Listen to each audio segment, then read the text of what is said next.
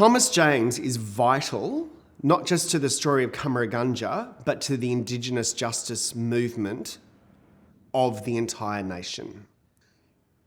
The Australian Aborigines League, which was really the first effective political justice force, had all its members of any consequence intellectually shaped by one man.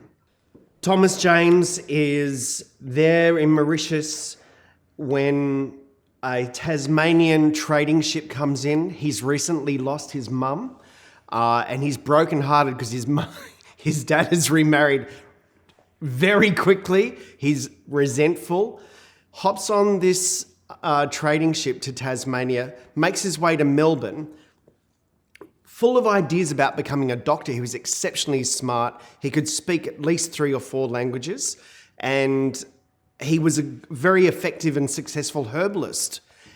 He goes to Melbourne University hoping to leap into a medical career when he contracts typhus and develops a shake. His hope of becoming a surgeon dashed. And now we see him walking along Port Phillip Bay near Brighton. His heart broken again when he hears singing. It's a mission. Evangelists are preaching. They're Aboriginal evangelists from the Maloga mission. And he is caught up in their message of grace and says to the missioner, being Daniel Matthews, "What can I do to help?" And he says, "I need someone to help me teach and educate these people because they're going to need it." There really is no one more significant than Thomas James, whom a lot of people thought was Aboriginal. He married into a famous Indigenous family, the Cooper family, and his skin colour must have been exactly the same. So in newspaper articles, they all talk about his son being a full-blood Aboriginal. So he was very quickly accepted. Also, he could speak Yorta Yorta, the language of the Bangarang, flawlessly.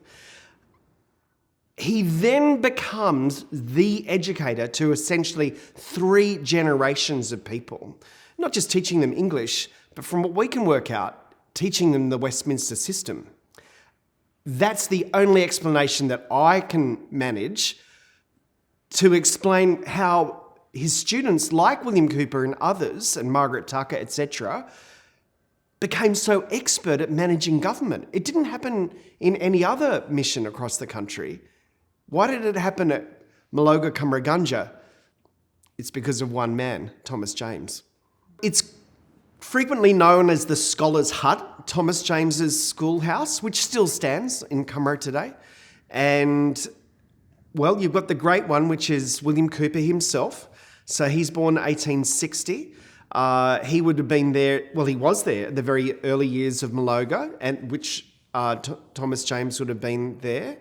Then you've got people like Margaret Tucker. She was at Warringezda for a while with another great missionary called Gribble, but she would have been involved in the Scholar's Hut. And then the one that comes after her, although he says he was a terrible student, is, of course, Doug Nicholls, later to become Pastor Doug, later to become Sir Doug Nicholls.